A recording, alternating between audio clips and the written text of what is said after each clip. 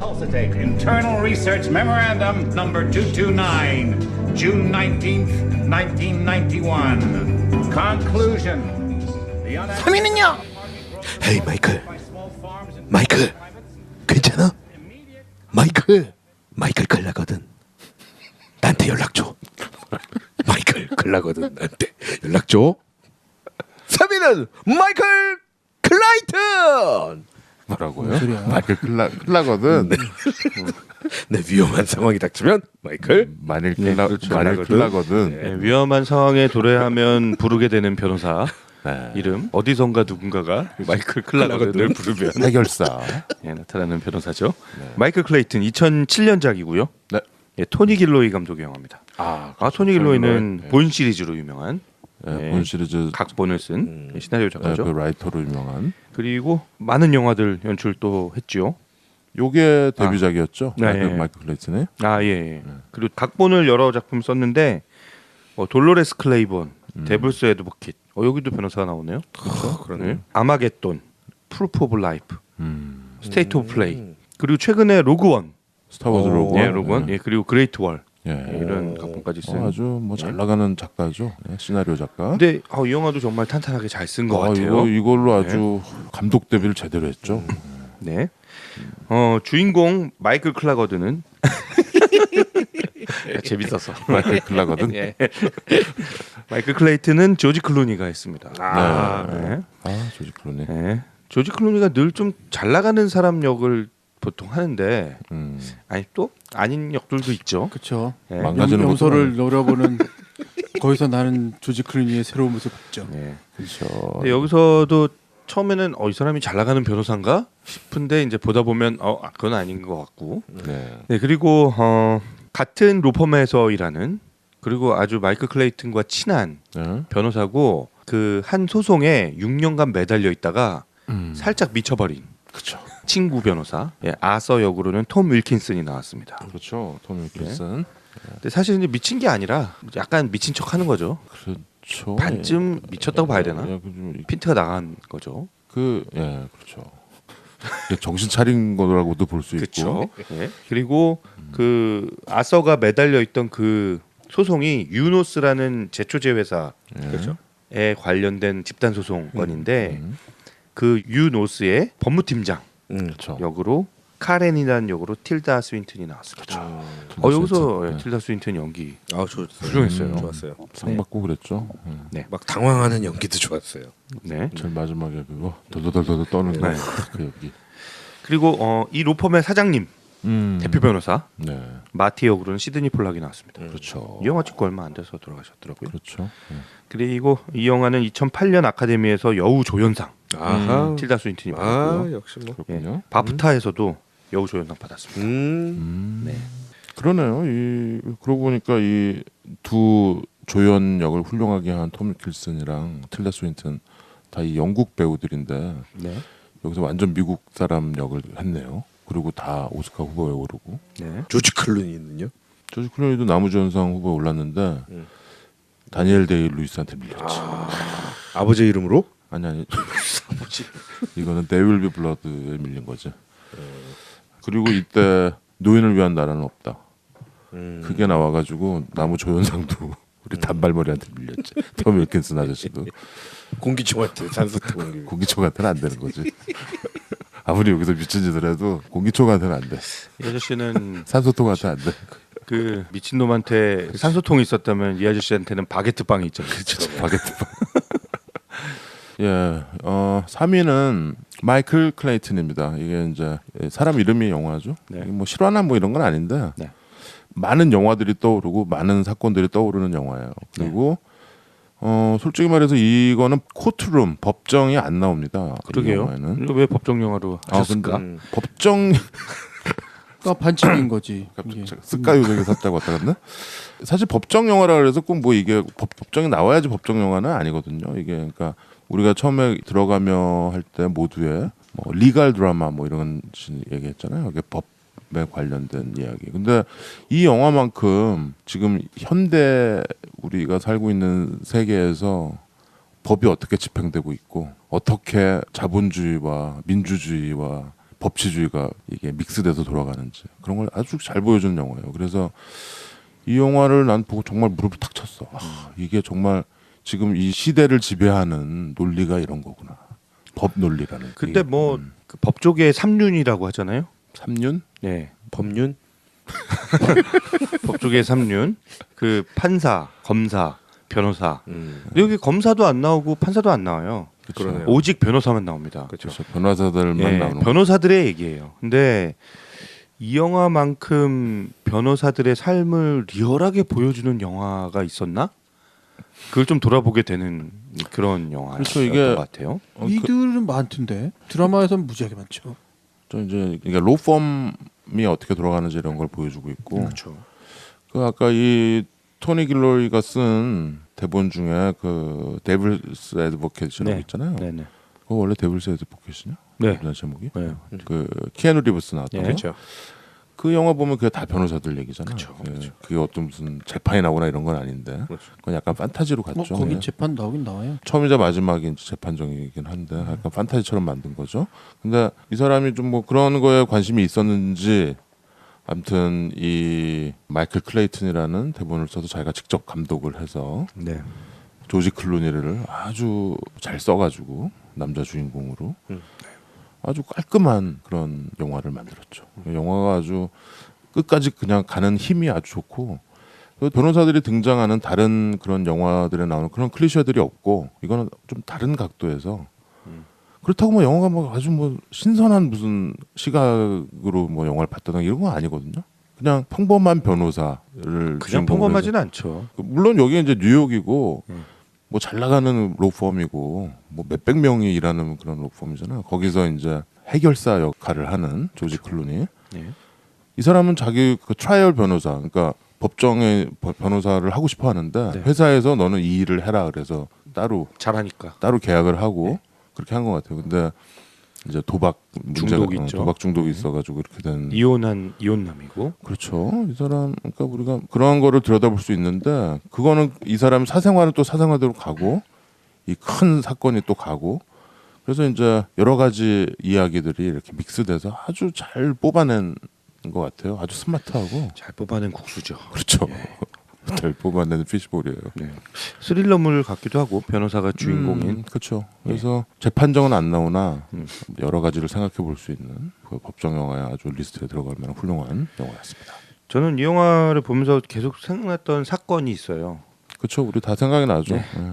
삼성전자 백혈병. 나는 그 사건 그 아니에요? 나는 가습기 살균제. 저도 가습기 살균제 뭐 이런 건 줄 알았는데. 나는 예. 나는 삼성전자 그 사건 그렇죠. 예, 생각해가지고. 클래스 액션이라고 하죠. 그 집단 소송. 예. 그다음 이거를 보면 이제 여러 가지 영화들이 또 생각이 나요. 네. 그 일단은 네트워크가 생각이 나죠. 네. 주인공이 이제 중간에 약간 광기가 네. 생기잖아요. 정신을 놓고서 갑자기 와 막 이렇게 하는 상황이 여기서 이제 토미 클린슨이 그렇게 되는 네. 거죠. 그다음에 생각나는 영화가 이제 에린 브로코비치가 생각이 나죠. 네. 이 집단 소송 하는 거. 그리고 실제로 이제 생각나는 사건은 그 가습기 살균제 사건이 나는 생각이 났어요. 그 삼성전자 백혈병 네. 그것도 네. 그 집단 소송을 했나요? 그것도 그냥 회사 차원에서 덮는 뭐 변호사들 동원해서 네. 뭐 그런 것들이 보이니까 남일 같지도 않고 네. 예 대충 얘기가 어떻게 흘러가는지 들어보도록 네. 하죠. 이 마이클 클레이튼이 일하는 로펌은 KBL이라는 아주 큰 로펌이죠. 대형 로펌. 근데 이제 여기서 마이클 클레이튼이 담당하는 역할은 약간 합법적으로 처리가 불가능한 그런 사건들이 벌어지면 그러니까 큰일 난 상황. 큰일 나거든. 네, 큰일 나거든. 이 사람을 부르는 거예요. 아 그렇죠. 그래서 약간 해결사처럼 가서 이제 더러운 일을 처리해 주는 네, 그런 변호사인 거죠. 그렇죠. 사고 전담 해결사. 근데 이제 약간 도벽 같은 게 있어서 도벽은 훔치는 거구나. 도박벽. 그렇죠. 예. 이제 도박을 좋아해서 네. 개인적으로 돈 문제가 좀 있어요. 그렇죠. 근데 이 사람이 이제 처음 등장할 때도 그 차이나타운에 있는 한 도박판에서 도박을 하는 장면으로 시작하죠. 그러다가 이제 교통사고가 난 거물 고객이 교통사고를 내고 뺑소니를 쳤는데 그 사건 빨리 가서 해결 좀 해라. 그렇죠. 라는 이제 콜을 받고 차를 타고 이제 쓱 갑니다. 그래서 이제 은폐하고 이제 어떤 식으로 이걸 해결하는지 이제 그런 상황들을 보여줘요.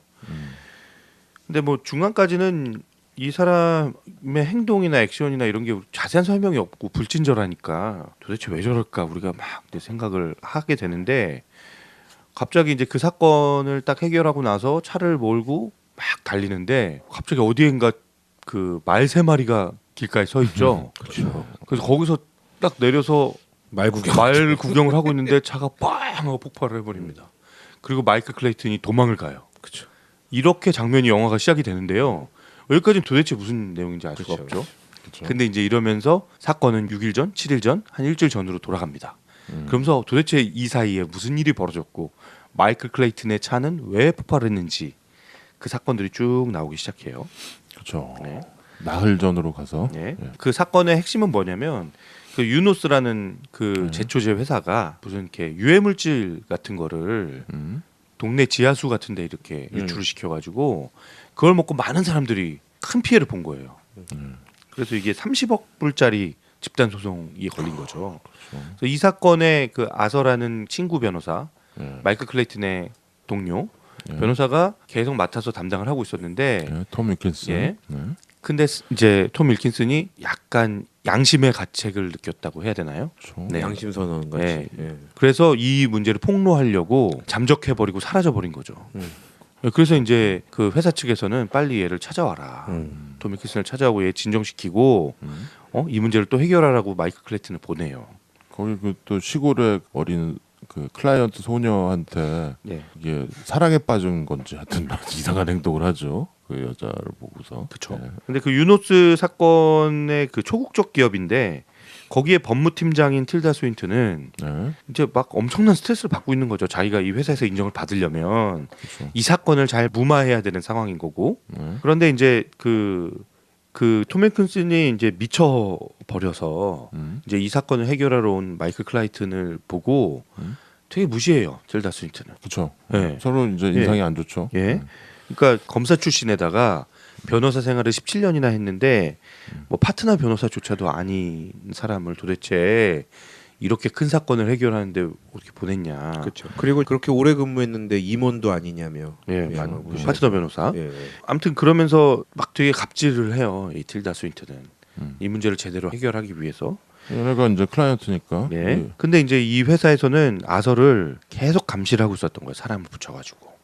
아서가 혹시라도 사고를 칠 수 있으니까 뭐 양심 선언을 한다든지 그렇죠. 회사 내부의 일을 폭로한다든지. 근데 실제로 아서는 폭로를 하려고 준비를 하고 있었던 거고. 네, 그래서 두 명의 그 프로페셔널이 투입이 되고, 그렇죠.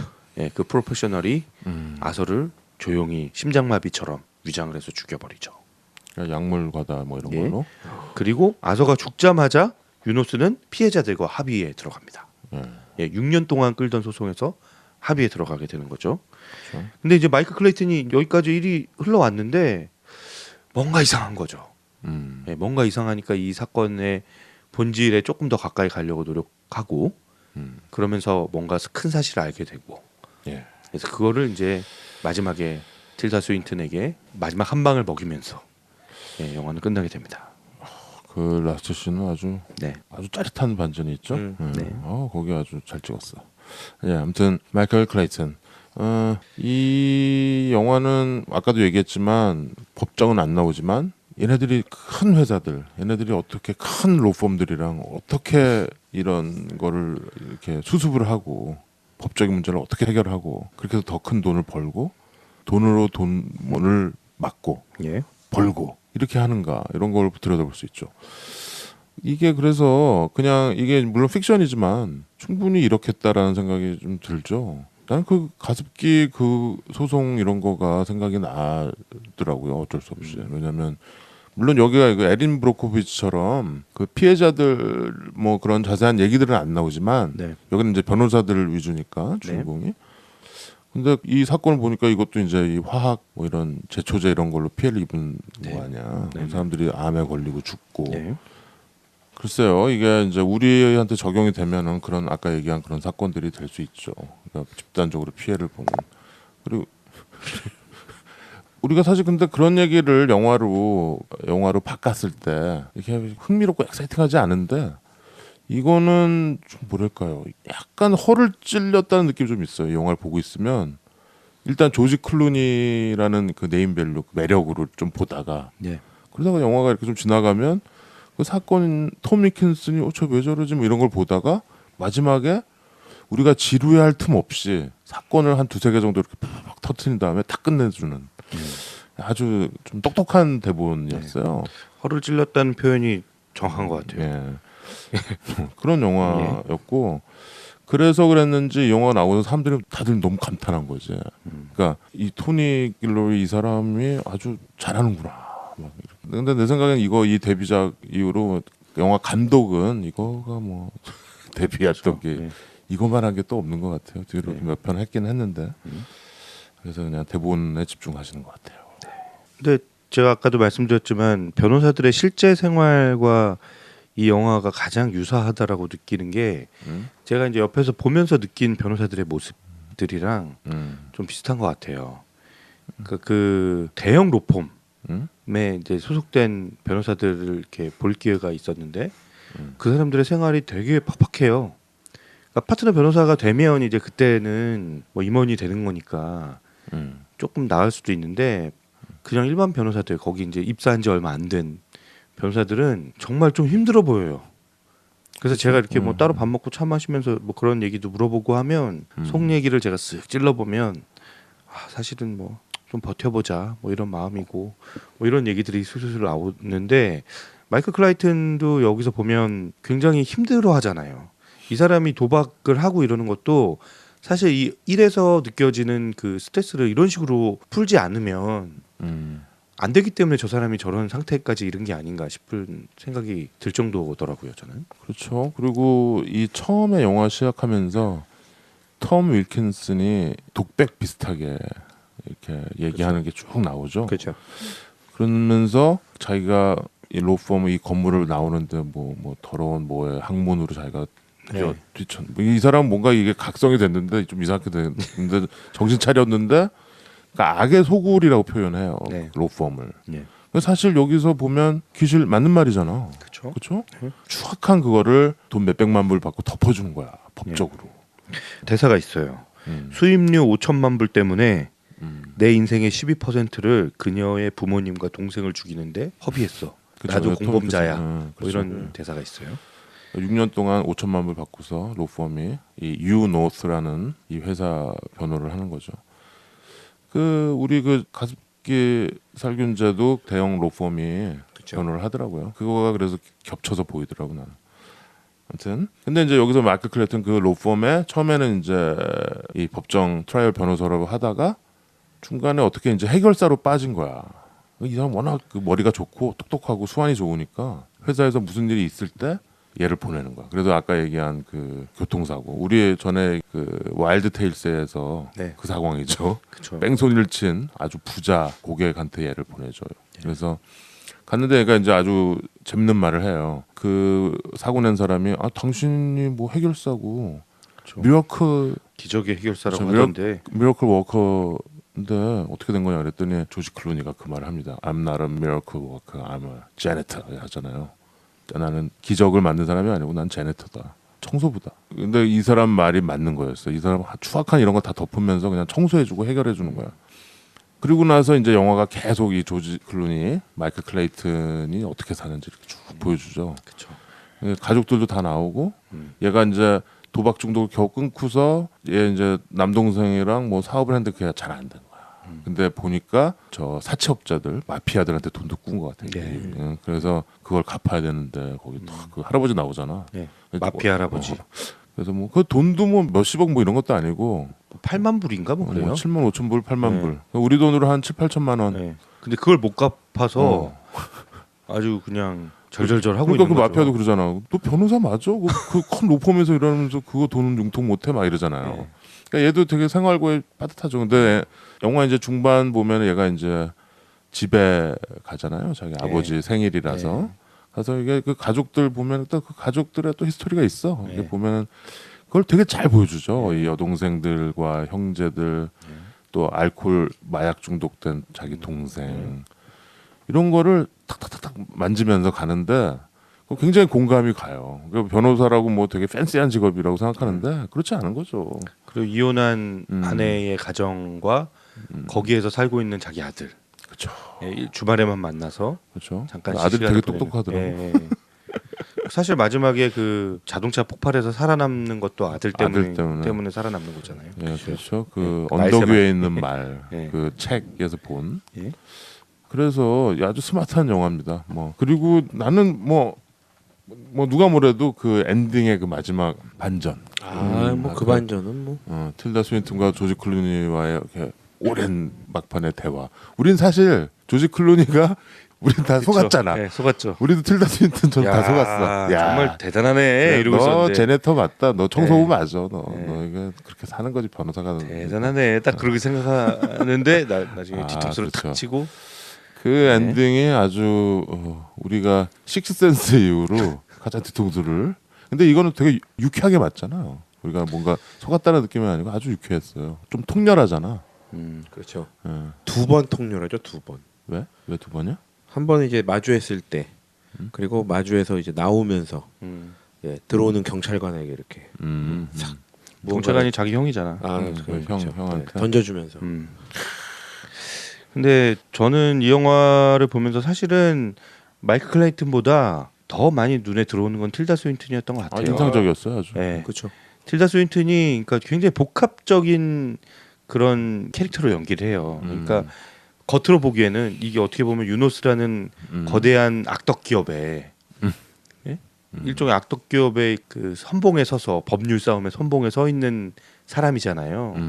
그러니까 이거를 사장한테 아주 원활하게 잘 해결하고 있다는 거를 입증하고 싶어하는 굉장히 그 출세지향적이고 굉장히 그런 여성인데 혼자 있는 시간에는 너무 괴로워하는 거야. 그렇죠. 압박이 너무 심하고. 그렇죠. 그 영화 초반부에 그 화장실에서 네. 곁담에 젖은 그렇죠. 틸다 흠뻑 스윈튼. 젖어 있죠 아주. 깜짝 놀랐어요. 왜 그런 거였어요? 그 곁담으로 여우조연상 받은 거야. 오스카랑 바프타.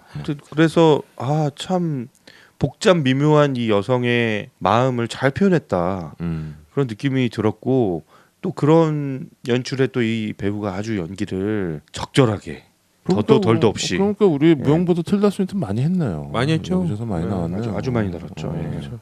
우리 불륜 영화 이런 그런 데서. 영화에 그리고 우리 저 뭐 떡국열차 아니 저 설국열차. 설국열차. 극장 가다 했죠. 틸다 스윈튼 근데 저는 틸다 스윈튼을 가장 이렇게 인상적으로 제일 먼저 제 눈에 확 띄었던 영화는 이 영화였던 것 같아요. 그래요? 이 전에도 뭐 제가 다른 영화를 봤는지는 모르겠는데 이런 배우가 있었네. 그리고 와 정말 너무 연기를 잘하네. 연기를 예, 잘하죠. 예. 그런 인상을 받았던 첫 영화였어요 이게. 틸다 스윈튼이 사실 아주 그 영국식 악센트로 이렇게 연기하는 거가 되게 사람이 좀 중성적인 이미지도 있고 항상 그런데 네. 이 영화에서는 아주 그냥 여성적이죠. 미국 배우처럼 그 악센트 다 빼고 미국 말투로 하죠. 근데 그걸로 이제 연기상까지 받으니 연기를 잘하는 거죠. 뭐 어떡하겠어. 연기 잘하는데.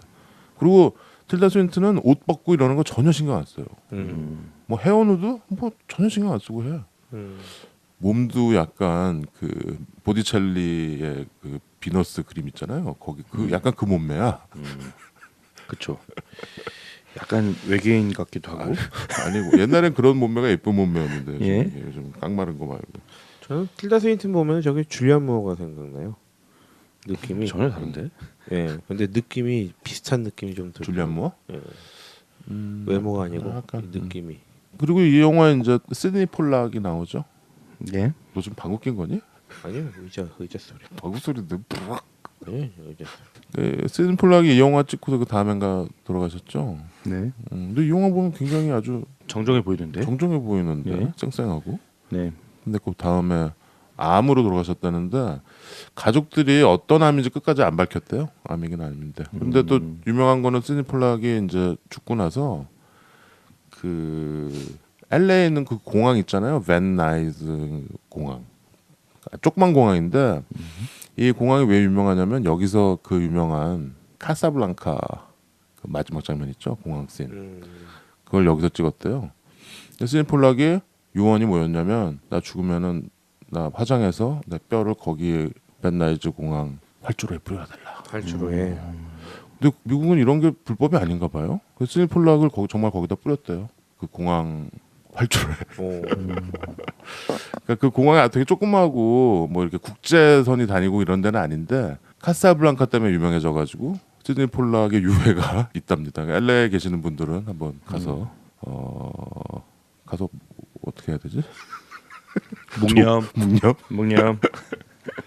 폴락 형님, 예, 거기 계시고요. 이 영화에서 제일 현실감 있게 보긴 하지만 과연 변호사라는 것이 뭘까를 생각해 보게 하는 게 약간 이 비슷한 선상에 있는 게 데블스 애드버킷 같은 경우겠죠. 내가 클라이언트에게 분명히 문제가 있는 걸 알지만 그 사람을 변호해야 하는 변호사의 입장은 뭘까요? 그게 그냥 숙명이죠, 그 그러니까 사람의. 이게 돈을 벌기 위한 걸까요? 아니면 이 사람도 그 정도의 권리는 있으니까 그 권리를 보장하는 걸까요? 선상에 있는데 분명한 건 돈을 벌기 위해서 한 거죠. 더 많은 돈을 벌기 위해서 한 거죠. 그러니까 실제로 문제가 있는 것을 정당화시키거나 아니면 문제가 있는 것을 덮어야 되는 거지. 드러나지 않도록 해야 되는 거지. 그런 부분에서 가장 밑바닥에 있는 게 조지 클루니겠죠. 그죠? 그리고 유노스라는 곳에서 일하는 변호사들은 가장 상위에서 일하는 청소부들이겠지. 그렇죠. 변호사라는 게 과연 뭘까? 근데 이런 것을 보장해주는 사회는 또 뭘까? 그냥 정의도 아니잖아. 그냥 돈의 논리일 뿐이지. 그러니까 결국은 우리한테도 분명히 있는 요소들이긴 하지만 이거는 사회정의도 아니고 법도 아니고 아무것도 아닌 거야. 그죠? 그렇게 근데 딱 잘라 말하기는 어려울 것 같고 물론 이제 우리가 뭐 직장 생활 할 때는 다 돈을 벌기 위해서 일을 하는 거잖아요. 그래서 오샥이 네. 하는 얘기인데 네. 뭐 그렇게 하냐? 굳이 뭐 그런 짓까지 하느냐라는 부분에서 사실 뜨끔한 건 있잖아 우리가. 안 뜨끔하지는 않잖아. 아, 너무 완전 그런 얘기. 아닌데 근데 이게 있어. 그건 그 스스로에 대한 질문이기도 노동을 해. 신성한 거예요. 노동의 신성한 부분에서의 지금 저 변호사들이 방금 본 모습은 신성하냐는 거지. 별로 신성하지 않다라는 거야 나는. 우리도 신성하지 그렇죠. 신성하지 않은데. 않은 일도 있죠. 예. 그렇죠? 늘 신성하지 그거는 않죠. 팩트니까 사회 현상이고 하니까 예. 그렇다고 해서 그게 사회 정의라는 측면에서 보면 옳은 건 아니잖아. 지금 이 유노스처럼 우리가 이 사람들은 정말 악이야, 악덕 기업이야라고 우리가 생각을 하고 보는 거랑 실제로 되게 억울한 일을 당한 사람도 있을 수 있잖아요. 어떤 수를 당했는데, 나는 내가 한 거 아닌데, 근데 이 사람을 제대로 변호해줄 수 있는 사람이 없다면 또 그 사람한테는 그 헌법적 권리가 박살되는 거니까 그 중요한 일일 수도 있는 거죠. 아니 헌법적 법리에서 네. 이 사람이 변호받아야 되고 네. 동등한 권리를 느껴야 되는 건 맞지만 변호사는 알잖아요. 이 사람이 가지고 있는 약점을 폐기하거나 심지어는 그걸 가지고 딜을 하잖아요. 오늘 본 모습은 그거잖아. 이 영화에서 본 거는. 그러니까 그 얘기를 하는 거지. 그러니까 실제로 모르겠어 옆에서 증거들이 다 있는데 그 증거들을 보고서도 모른 척하거나 아니면 실제로 증거를 다 들이미는데도 이거를 감춰줘야 되는 게 변호사의 입장인 거잖아요. 이게. 그럼 결국 직업인 거지. 그렇죠. 가장 암울한 직업이고 아주 어두운 부분에 있는 직업인 거죠. 자, 우리가 이번에 이제 영화들 쭉 하면서 여러 명의 변호사들, 여러 명의 법조인들, 그중에 변호사들을 많이 봤는데 이 마이클 클레이튼이 가장 현실적인 변호사가 아닌가라고 생각이 듭니다. 그리고 지금 우리가 보는 이 영화가 좀 발군인 거는 우리가 지금 뭐 폴 뉴먼 같은 우리가 판결 심판 예. 그 영화에서 이렇게 의로운 변호사 한 명이 예. 정의를 위해서 싸우고 막 이런 거를 이렇게 주변에서 이렇게 흔히 보는 게 아니야. 이제는 집단과 집단이 되고 이 영화에서 보듯이 거대 자본이 거대 로펌과 함께 마치 이 하늘에 떠 있는 엄청나게 큰 무슨 군함처럼 비행선처럼 유유히 이렇게 활강하고 있는 거예요. 좀 그런 느낌이 확 들면서 좀 오싹해지는 부분까지 있는 거죠. 그러니까 우리가 영화에서 찾을 수 있는 의로운 변호사 뭐 이런 거는 이게 영화일 수밖에 없다라는 거죠. 그러니까 지금 이런 세상이다. 있기는 있죠. 그거는 우리가 흔히 말하는 인권 변호사 혹은 뭐 이런 분들의 활약상을 민주 뭐 변호사의 모임 뭐 이런 분들의 활약상을 들으면서는 당연히 영화 같은 모습을 보게 되죠. 다만 우리가 흔히 말하는 아주 힘이 있는 사람들의 권력을 보여준, 그러니까 그 사람들의 어떤 인권이나 혹은 권리를 보여주는 게 아니라 힘 있는 사람들의 권력을 보여주는 자본 권력을 보여주는 변호사들이 있다라는 거잖아요. 네. 그리고 그것이 활개칠 수 있다라는 거죠. 그 사람들이 또 돈을 실제로 많이 벌고. 근데 나는 조지 클루니가 나는 첫 장면에서 이미 보여줬다고 생각해요. 뭐냐면 조지 클루니가 사흘 앞에 예. 일을 먼저 보여주잖아요. 거기서 당신 정말 대단한 변호사라며. 내가 보기엔 조지 클루니는 그 사건이 있으면서 변해 있는 모습이 첫 장면에 보이는 거예요. 이미 변해 있잖아. 그렇죠. 그래서 얘기를 하는 건 그 일을 뭐냐면 겪으면서 변해 있는 모습이 나는 네가 한 짓을 감싸주거나 없애줄 수 있는 능력이 있는 사람이 아니야. 적어도 피해를 줄여줄 수는 있을지 모르지만 네가 한 일을 없던 일로 돌릴 수 있는 거는 아니야. 라는 것을 이미 규정하고 가잖아요. 그러니까 실제로 벌어진 일을 뒤돌릴 수는 없는 거잖아요. 예. 그러니까 그게 변호사인 거지. 엄밀하게. 그럼 그 사건을 맡으면 피해를 줄여드릴게. 혹은 당신이 가지고 있는 권리 가운데서 보장받지 못하는 범죄자로 이미 낙인 찍혀서 어떻게 되지 못하는 부분에서의 것들을 줄여줄게요. 라는 부분도 넘어가는데 사실은 그것건 이건 간에 결국은 그런 얘기라는 거죠. 근데 실제 변호사들은 있는 사건도 없애버리고 정관예우 찾아가지고 빼내주고 훨씬 심각한 범죄 저지른 사람이 집행유예 풀려나고 이런 것들을 만드는 거지 않냐는 거죠. 그러니까 약간 이렇게 칼로 자르듯이 이렇게 나누기는 좀 쉽지는 않은 것 같아요. 저는 이제 형이 얘기하시는 형은 어쨌든 그런 변호사들이 있다는 것에 대해서 지금 분노하고 아니 분노하는 게 아니라 네. 그렇다라는 것에 대해서 우리가 네. 인정하지만 네. 우리가 그것에 대해서 흔히 말하는 지금처럼 인정하고서 넘어온 세상이 이거 아니냐는 거지. 지금 우리가 살고 있는 세상. 그 옛날에 우리 뭐 저널리즘 영화 할 때 뭐 최 과장이 생활인으로서의 기자들 우리가 이해해줘야 된다. 뭐 이런 얘기들 했었잖아요. 그래서 웃기지 마라 막 난 그랬는데 이 영화 보면은 이 생활인으로서의 법조인들 이런 것들이 이제 눈에 들어오는 것 같아요. 생활인이라기보다는 자기가 알고 있는 지식을 이용해서 부역하고 기생하고 하는 모습으로 난 더 크게 보이죠. 아니 근데 근데 주변에 뭐 있는 변호사나 뭐 법조인들 만나면 그런 눈으로 봅니까? 아니죠. 우리 주변에 있는 기자들 만나면은 뭐 저 바퀴벌레 같은 놈이라고 생각하나요? 누구 기자님 반갑지 뭐. 근데 우리가 이제 우리 어떤 이상이나 현실이 이렇게 서로 만나는 지점에서 괴리가 생기고 이게 깨지고 뭐 이런 것들이 좀 느껴지긴 하는데 아무튼 그런 시선으로 볼 수 있는 영화고 이 영화는 나는 이 영화 제일 좋아하는 부분은 엔딩이에요. 마지막 라스트 씬. 라스트 씬이 이제 조지 클루니의 얼굴로 이렇게 그냥 이 사람 택시 타고 어디론가 가는 건데 얼굴 클로즈업인데 네. 그렇죠. 나는 그 끝에 Written and Direct by Tony Gilroy하고 탁 뜨잖아. 예. 이거 끝났네? 딱 이런 느낌. 끝까지 허를 찔러 영화가. 아주 스마트한 에디트였던 것 같아요. 좀 특이하긴 특이하죠. 연출법 자체가. 나는 그 라스트 씬이 참 마음에 들었어요. 네. 이 영화 처음 봤을 때. 그러니까 택시를 탔는데 이제 택시 뒷좌석에 앉아 있는 얼굴 모습과 주변 장소들이 이렇게 뒤로 이렇게 싹 보여지잖아요. 2분 15초 동안 보여줬더라고요. 예.